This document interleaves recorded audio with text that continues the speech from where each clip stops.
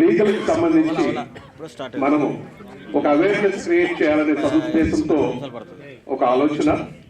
దాన్ని మొట్టమొదటిగా కొన్ని పాడ్కాస్ట్ల ద్వారా దాన్ని జనంలోకి తీసుకెళ్లాలనే ఆలోచనతో మేము స్టార్ట్ చేశాం.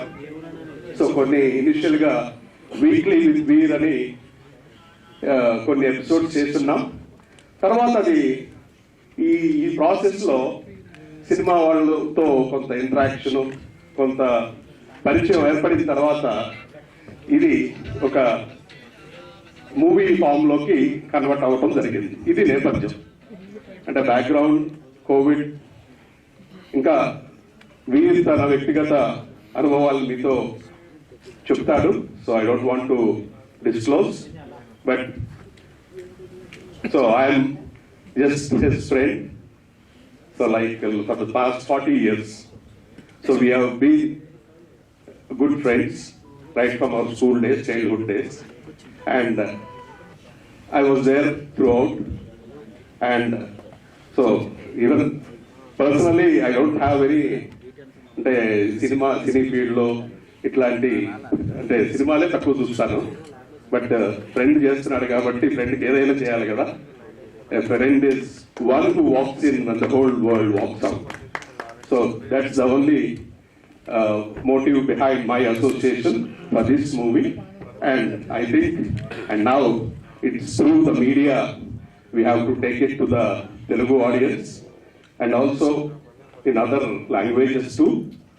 So I think the media will act as a bridge. ఒక వారధిలాగా పనిచేసి ఈ సినిమాని జనంలోకి తీసుకెళ్తారనే నమ్మకంతో మీ దగ్గర సెలవు తీసుకుంటాను.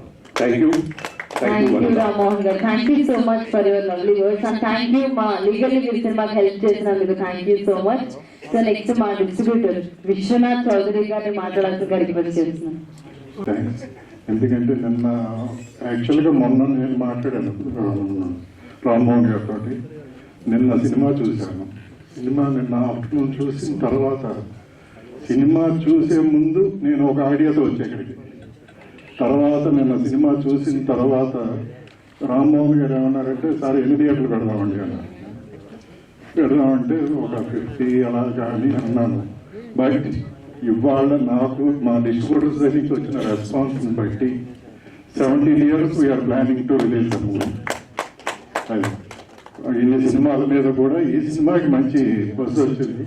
ట్రైలర్ పంపించి కానీ ఎగ్జిబిటర్స్ దగ్గర నుంచి.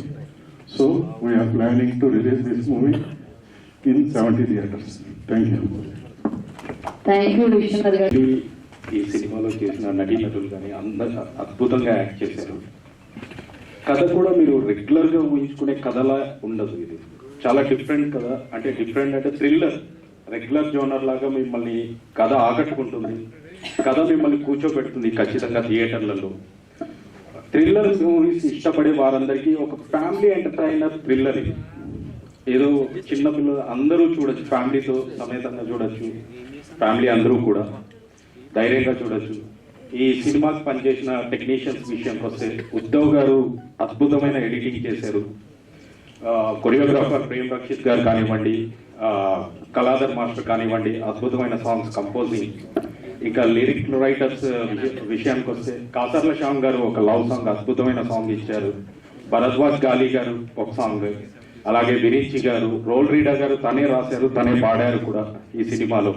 ఈ ఇందాక ఒక ఐటమ్ నెంబర్ మీరు చూడాలనుకున్నారు, అది ఫీల్ కాలేదు. బట్ ఆ సాంగ్ తనే పాడి తనే రాశారు కూడా.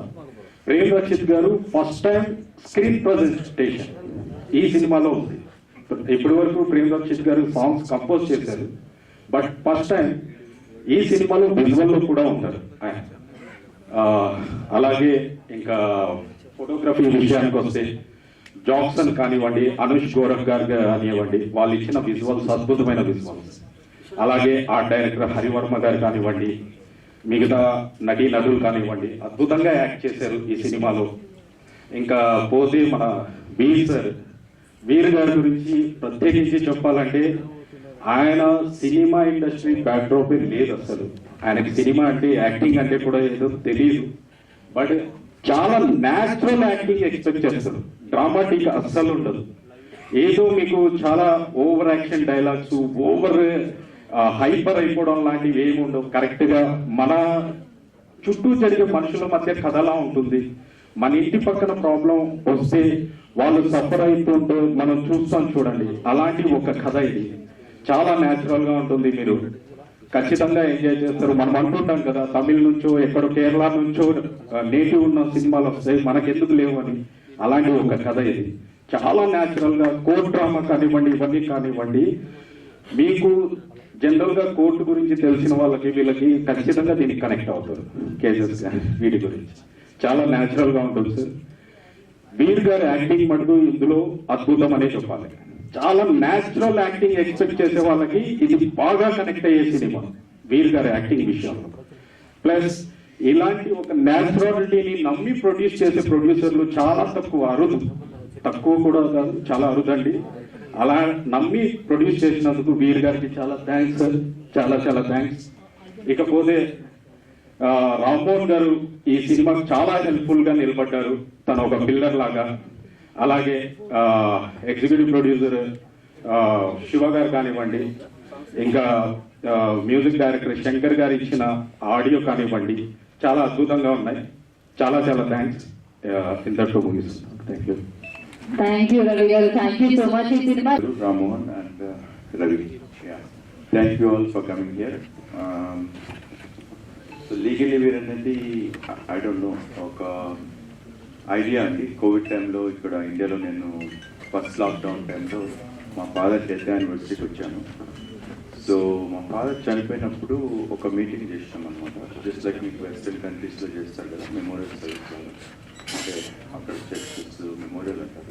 సో నేను కూడా ఆ ఐడియాతో ఒక ఫ్రెండ్స్ అండ్ ఫ్యామిలీని 500 పీపుల్ పిలిచాను. సో దెన్ ఐ థాట్ ఇట్లానే ఇలానే సంథింగ్ లైక్ దిస్ ప్లే చేసాం. ఆయన memories good and bad course everybody can have fully watches. So we laughed over it after a month. అంటే మన ఇండియన్ హిందూ కల్చర్ లేకపోవచ్చు. So that's it. Then ఒక idea నాకు something was nagging. So how my life would be after my dad, right? He did everything for me. So I come from a very small village background. So after studying with Rammohan 7 years in science school, Golconda, then 7 years in Delhi University, then he sent me to New York. So he never compromised on whatever I asked for. So what is life without him? It was a question for which I didn't have an answer. So then I thought, how do I carry his memory? And then we thought like, okay, I'll write a book. And then the COVID time a podcast and ideas. I fluttered around with those ideas. Then this thing, I wanted to do a legal thriller. I don't watch movies. I watched 3 movies in the last 5 years, 3-4 years here in India. So then I thought, okay, we'll make the movie. So we started developing the idea. So that's why it's tribute to not only my real dad, also my real dad, Diligi Dinesh garu. Such a legend. So Ravi annettu naaku acting ela chala camera chusi I don't know asking him shots kuda shootings kuda atlane helipetanu. So ఆయన dialogue చెప్పేటోడు కాదు, scene ఇచ్చేటోడు కాదు. That Yaari big camera ముందు ఉంది అప్పుడు చెప్పేటోడు, ఇది చెప్పాల్సింది. సో అప్పుడు ఎక్స్ప్లెయిన్ చేసేటోడు context. I don't know how I did it. So Telugu నాది అంత బాగా లేకపోవచ్చు. So you have to excuse me for that. So I'm sure you will not regret watching this. మన తెలుగు ప్రేక్షకులకు పెద్ద మనసు ఉంది. మాలాంటి కొత్త వారికి, ఏ బ్యాక్గ్రౌండ్ లేని వారికి మీరు ప్రోత్సహిస్తారని నా నమ్మకం. So I thank all the technical crew, right from Ravi Gogula, director, Shiva Chaitanya, the executive producer, the editor Uddhav Garu, choreographer Anush and Jobson, cinematographer, choreographers Prem Rakshit and Kaladar Master, and all others. So I'm ready to answer the questions. Please make it a success on 27th. And I come to know Casey also is lost, and she's hiding from me probably. She studied law, so rather sorry. But ఆయన ముందుకు వచ్చి డిస్ట్రిబ్యూటర్గా ఈ సినిమాని తను నడిపించడం అన్నది మాకు చాలా హ్యాపీ అనిపించింది. ఈరోజు ఆయన చెప్పిన న్యూస్ వింటుంటే మాకు ఇంకా బూస్టింగ్ లాగా దీనికోసం ఇంకా కష్టపడచ్చు అనిపించింది. So thank you sir, thank you so much Vishwanath garu. Thank you Ravi గారు. మీరు ఇంకేమైనా మర్చిపోతే మధ్య మధ్యలో రండి. Yeah and Shankar garu wonderful music ఇచ్చారు. థ్యాంక్ యూ అండి, thank you so much for group photos please.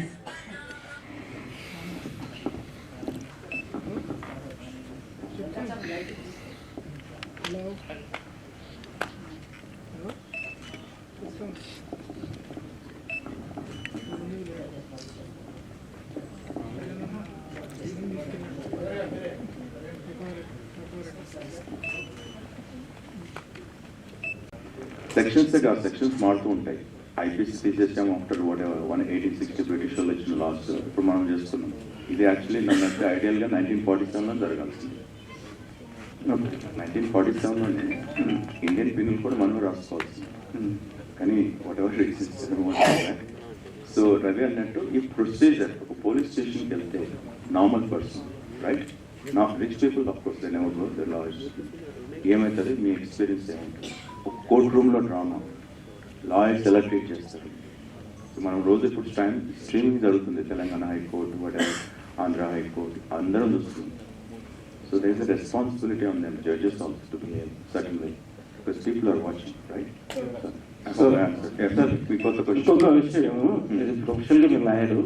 So మన భారత రాజ్యాంగం ప్రకారం అంబేద్కర్ గారు రాసినప్పుడు ఒక 50 years తర్వాత చేంజెస్ వస్తాయి, ఆ చేంజెస్ తగ్గట్టుగా చట్టం మార్చుకుని రావాలి అన్నారు.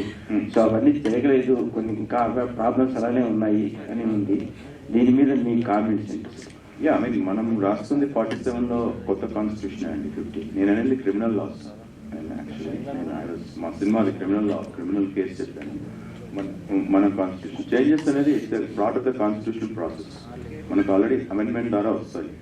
సో ఆ ప్రాసెస్ కొద్దిగా వెరీ స్ట్రింజెంట్ ఉంటుంది ఇండియాలో, ఈజీ ఉంటుంది. లైక్ అమెరికన్ కాన్స్టిట్యూషన్ మీకు ఎంతైనా 240 years తక్కువ ఉంది. Amendments is part of overhaul చేయలేని constitution. That means very 2/3 majority in both houses and states. అది కాదు మీరు అమెండ్మెంట్స్ అంటే జరుగుతూనే ఉన్నాయి.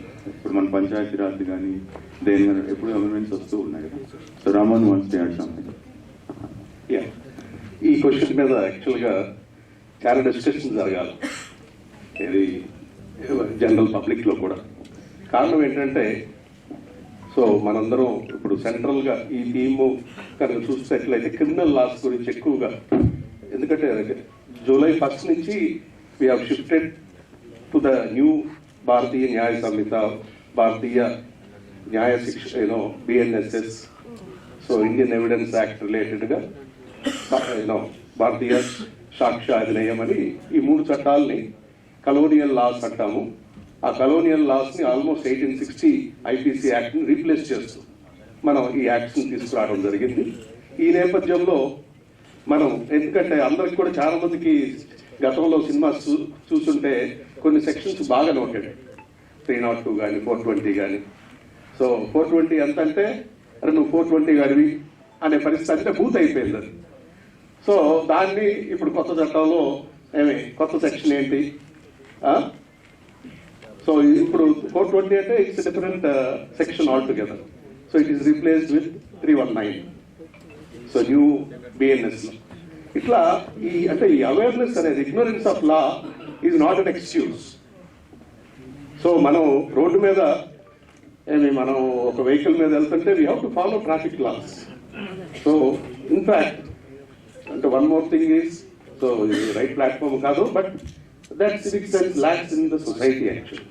So it's because there is no proper guidance or awareness given to the students or for different sections of the people. ఈ traffic loss దగ్గర నుంచి బట్టి అంటే మనం ప్రతి చట్టాల గురించి అవగాహన అనేది అది సినిమా ద్వారా బాగా జనంలోకి తీసుకెళ్ళొచ్చు అనేది నమ్ముతూ మనం ఈ సినిమా చేపట్టడం జరిగింది. సార్ ఇందాక అడిగినట్టుగా మన constitution is the living document అండి. ఈ లివింగ్ డాక్యుమెంట్ అంటే మన భారత రాజ్యాంగం రాసి ఆల్మోస్ట్ లైక్ 75 years అవుతుంది. సో 106 amendments చేసుకున్నాం. సో అంటే మారుతున్న కాలానికి అనుగుణంగా అమెండ్మెంట్స్ చేసుకుంటాం. చాలా తక్కువ కాన్స్టిట్యూషన్స్ 10-12 సంవత్సరాల నుంచి వివిధ దేశాల్లో అంటే ఓల్డ్ కాన్స్టిట్యూషన్ మళ్ళా రీవాంప్ చేయాల్సి వచ్చింది. సో కాన్స్టిట్యూషన్ యాజ్ గా మనము దాన్ని మారుతున్న కాలానికి అనుగుణంగా మార్చుకుంటూ అమెండ్మెంట్ చేసుకుంటూ వెళ్తున్నామండి. సో ఇంకా దాన్ని రాబస్ట్ గా, ఎందుకంటే దాంట్లో ప్రొసీజర్ లాస్ రిలేటెడ్ కొంత ఉంటుంది, కాన్స్టిట్యూషన్ ఎక్కువగా సబ్స్టాన్సివ్ ఉంటుంది, అంటే ఇంటర్ప్రిటేషన్ ఆఫ్ ద కాన్స్టిట్యూషన్. ఇది మన కోర్టులో సుప్రీం కోర్టు, హైకోర్టు పరిధిలో ఇవి కాన్స్టిట్యూషనల్ కోర్ట్స్ కాబట్టి వీళ్ళకి ఎక్కడికక్కడ ఈ భారత మన ప్రభుత్వం కనుక మనకి లెజిస్లేచర్, ఎగ్జిక్యూటివ్, జ్యుడిషియరీ 3 ఆర్గన్స్, 4వ ఆర్గన్ మనం మీడియా అనుకుంటాం. సో ఈ 4 పిల్లర్స్ ఎంత స్ట్రాంగ్ ఉంటే ఆ కంట్రీ యొక్క ఫౌండేషన్ అంత స్ట్రాంగ్ ఉంటుంది. సో ఇదంతా కూడా చాలా